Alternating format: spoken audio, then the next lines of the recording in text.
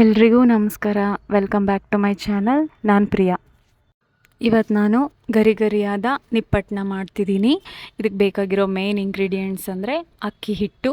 ಅಕ್ಕಿನ 2 ತಾಸು ನೆನೆಸಿ ಇದನ್ನು ನೆರಳಲ್ಲೇ ಒಣಗಿಸ್ಕೊಂಡು ಪೌಡರ್ ಮಾಡ್ಕೊಂಡಿದ್ದೀನಿ. ಮತ್ತು ಇದಕ್ಕೆ ಶೇಂಗಾ ಮತ್ತು ಪುಟಾಣಿ ಕಾಳನ್ನು ಕೂಡ ತೊಗೊಂಡಿದ್ದೀನಿ. ಪುಟಾಣಿ ಕಾಳನ್ನು ಮಿಕ್ಸಿ ಜಾರ್ಗೆ ಹಾಕ್ಕೊಂಡು ಇದನ್ನು ತರಿಯಾಗಿ ಮಿಕ್ಸಿ ಮಾಡ್ಕೊಳ್ತಿದ್ದೀನಿ. ಇದೇ ರೀತಿ ಶೇಂಗಾ ಕಾಳನ್ನು ಕೂಡ ಹುರ್ಕೊಂಡು ಅದರ ಸಿಪ್ಪೆನೆಲ್ಲ ತೆಗೆದಾದ್ಮೇಲೆ ಇದನ್ನು ಕೂಡ ಮಿಕ್ಸಿ ಜಾರ್ಗೆ ಹಾಕ್ಕೊಂಡು ಇದನ್ನು ಕೂಡ ತರಿಯಾಗಿ ಪುಡಿ ಮಾಡ್ಕೊಳ್ತಿದ್ದೀನಿ. ನಂತರ ಅಕ್ಕಿ ಹಿಟ್ಟಲ್ಲಿ ಪುಡಿ ಮಾಡ್ಕೊಂಡಿರೋ ಶೇಂಗಾ ಕಾಳು ಮತ್ತು ಪುಟಾಣಿ ಕಾಳನ್ನು ಕೂಡ ಮಿಕ್ಸಿ ಮಾಡ್ಕೊಂಡಿರ್ತೀವಲ್ಲ ಅದನ್ನು ಇದರಲ್ಲಿ ಹಾಕ್ಕೊಳ್ತಿದ್ದೀನಿ.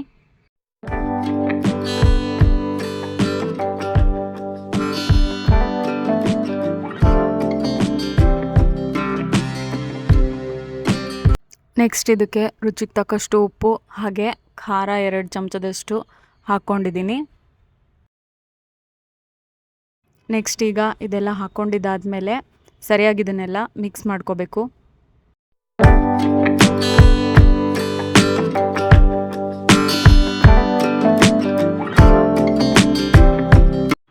ನೆಕ್ಸ್ಟ್ ಈಗ ಇದಕ್ಕೆ ಸ್ವಲ್ಪ ಎಣ್ಣೆನ ಬಿಸಿ ಮಾಡಿಕೊಂಡು ಹಾಕ್ಕೊಳ್ತಿದ್ದೀನಿ.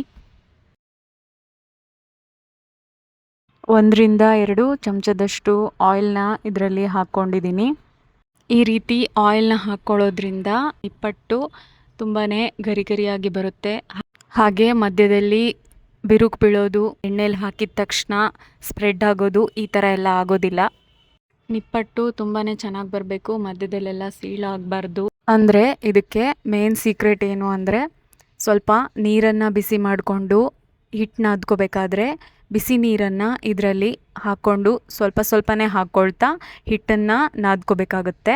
ಈ ರೀತಿ ಮಾಡೋದ್ರಿಂದ ನಿಪ್ಪಟ್ಟು ಚೆನ್ನಾಗಿ ಬರುತ್ತೆ, ಸೀಳು ಹೋಗೋದಿಲ್ಲ, ಕ್ರಿಸ್ಪಿಯಾಗೂ ಇರುತ್ತೆ. ಈಗ ನೀರು ಚೆನ್ನಾಗಿ ಬಾಯ್ಲ್ ಆಗ್ತಿದೆ. ಇಷ್ಟು ಬಾಯ್ಲ್ ಆದರೆ ಸಾಕಾಗುತ್ತೆ. ಈಗ ಸ್ಟವ್ನ ಟರ್ನ್ ಆಫ್ ಮಾಡಿಕೊಂಡು ಮಿಕ್ಸ್ ಮಾಡ್ಕೊಂಡಿರೋ ನಿಪ್ಪಟ್ಟಿನ ಹಿಟ್ಟಲ್ಲಿ ಸ್ವಲ್ಪ ಜೀರಿಗೆನ ಹಾಕ್ಕೊಳ್ತಿದ್ದೀನಿ. ಹಾಗೆ ಸ್ವಲ್ಪ ಬಿಳಿ ಎಳ್ಳನ್ನು ಹುರ್ಕೊಂಡಿಟ್ಕೊಂಡಿದ್ದೆ ಅದನ್ನು ಕೂಡ ಇದರಲ್ಲಿ ಒಂದಷ್ಟು ಹಾಕ್ಕೊಂಡು ಇದನ್ನು ಮಿಕ್ಸ್ ಮಾಡ್ಕೊಳ್ತಿದ್ದೀನಿ. ಈಗ ಬಿಸಿ ಮಾಡ್ಕೊಂಡಿರೋ ನೀರನ್ನು ಸ್ವಲ್ಪನೇ ಇದರಲ್ಲಿ ಹಾಕ್ಕೊಳ್ತಾ ಈ ಹಿಟ್ಟನ್ನು ಕಲಿಸ್ಕೊಳ್ತಿದ್ದೀನಿ. ನಿಪ್ಪಟ್ಟನ್ನು ಮನೆಯಲ್ಲೇ ಈ ರೀತಿ ಈಸಿಯಾಗಿ ಮಾಡ್ಕೊಳ್ಬೇಕಾದ್ರೆ ಇದಕ್ಕೆ ಮೇಯ್ನಾಗಿ ಅಕ್ಕಿ ಹಿಟ್ಟಂತೂ ಎಲ್ಲರ ಮನೆಯಲ್ಲಿ ಸಾಮಾನ್ಯವಾಗಿ ಇದ್ದೇ ಇರುತ್ತೆ. ಮತ್ತು ಇದಕ್ಕೆ ಸ್ವಲ್ಪ ಪುಟಾಣಿ ಕಾಳು ಮತ್ತು ಶೇಂಗಾ ಹಾಕ್ಕೊಂಡು ತಕ್ಷಣವೇ ಇದನ್ನು ರೆಡಿ ಮಾಡ್ಕೋಬೋದು. ಎಲ್ಲ ಇಂಗ್ರೀಡಿಯೆಂಟ್ಸು ರೆಡಿಯಾಗಿದ್ದರೆ ಮನೆಯಲ್ಲೇ ನಿಪ್ಪಟ್ಟನ್ನು ಈಸಿಯಾಗಿ ಹೆಲ್ದಿಯಾಗಿ ಮಾಡ್ಕೋಬೋದು.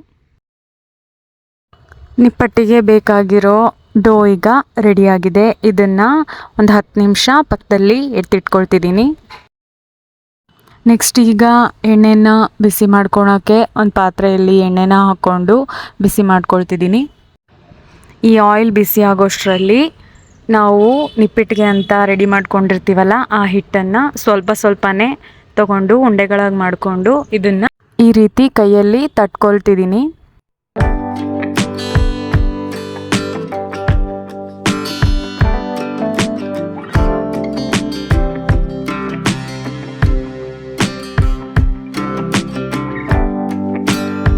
ಇದೇ ರೀತಿ ನಾನೀಗ ಎಲ್ಲ ಹಿಟ್ಟನ್ನು ಸ್ವಲ್ಪ ತಗೊಂಡು ಇದನ್ನು ಈ ರೀತಿ ತಟ್ಕೊಂಡು ರೌಂಡ್ ಶೇಪ್ ಕೊಟ್ಕೊಳ್ತಿದ್ದೀನಿ.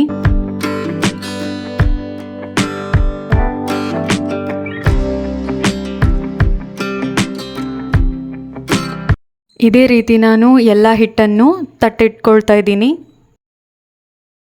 ಈಗ ಇದಕ್ಕೆ ಸ್ವಲ್ಪ ಡೆಕೋರೇಟಿವ್ ಹಾಗೆ ಟೇಸ್ಟಿಯಾಗಿ ಇರಲಿ ಅಂತ ಬಿಳಿ ಎಳ್ಳನ್ನು ಇದ್ರ ಮೇಲೆಲ್ಲ ಸ್ಪ್ರೆಡ್ ಮಾಡಿಕೊಂಡು ಇನ್ನೊಂದು ಸಲ ಇದನ್ನು ತಟ್ಕೊಳ್ತಿದ್ದೀನಿ.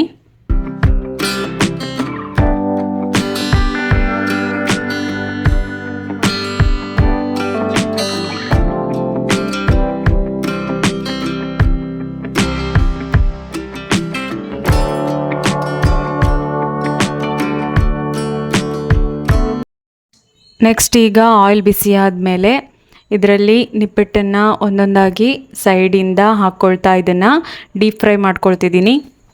ಲಾಸ್ಟ್ ವಿಡಿಯೋಲಿ ಕ್ರಂಚಿ ಪೊಟ್ಯಾಟೊ ಬೈಟ್ಸ್ನ ಮಾಡಿದ್ದೆ, ಲಿಂಕ್ ಡಿಸ್ಕ್ರಿಪ್ಷನಲ್ಲಿದೆ. ನಾವು ಕೂಡ ಮನೆಯಲ್ಲಿ ಮಾಡಿದ್ವಿ, ಟೇಸ್ಟ್ ತುಂಬಾ ಚೆನ್ನಾಗಿದೆ ಅಂತ ಕಮೆಂಟ್ ಮಾಡಿದರು. ಅವ್ರಿಗೆ ತುಂಬಾ ಧನ್ಯವಾದಗಳು. ಇದೇ ರೀತಿ ಪಾಸಿಟಿವ್ ರೆಸ್ಪಾನ್ಸ್ ಬರ್ತಾ ಇದ್ದರೆ ಇನ್ನಷ್ಟು ವೀಡಿಯೋಗಳನ್ನು ಮಾಡೋದಕ್ಕೆ ಇಂಟ್ರೆಸ್ಟಿಂಗ್ ಆಗಿರುತ್ತೆ ಅಂತ ಹೇಳ್ತಾ ಈ ಡಿಶ್ನ ಕಂಟಿನ್ಯೂ ಮಾಡ್ತಿದ್ದೀನಿ. ಇದೀಗ ಗೋಲ್ಡನ್ ಬ್ರೌನ್ ಕಲರ್ ಬರೋವರೆಗೂ ಇದನ್ನು ಡೀಪ್ ಫ್ರೈ ಮಾಡ್ಕೋಬೇಕಾಗುತ್ತೆ. ಈಗ ಗೋಲ್ಡನ್ ಬ್ರೌನ್ ಕಲರ್ಗೆ ಬರ್ತಾ ಇದೆ. ಇದನ್ನೀಗ ಎಣ್ಣೆಯಿಂದ ಆಚೆ ತೆಗಿತಾ ಇದ್ದೀನಿ. ರುಚಿಯಾದ ಕ್ರಿಸ್ಪಿಯಾಗಿರೋ ನಿಪ್ಪಟ್ಟು ಈಗ ರೆಡಿಯಾಗಿದೆ. ಈ ರೆಸಿಪಿ ಇಷ್ಟ ಆಗಿದರೆ ಪ್ಲೀಸ್ ಒಂದು ಲೈಕ್ ಮಾಡಿ, ಹಾಗೆ ನಿಮ್ಮ ಫ್ರೆಂಡ್ಸ್ ಆ್ಯಂಡ್ ಫ್ಯಾಮ್ಲಿಗಳಲ್ಲಿ ಆದಷ್ಟು ಈ ವಿಡಿಯೋನ ಶೇರ್ ಮಾಡಿ. ಕೊನೆವರೆಗೂ ವಿಡಿಯೋನ ನೋಡಿದ್ದಕ್ಕೆ ಧನ್ಯವಾದಗಳು.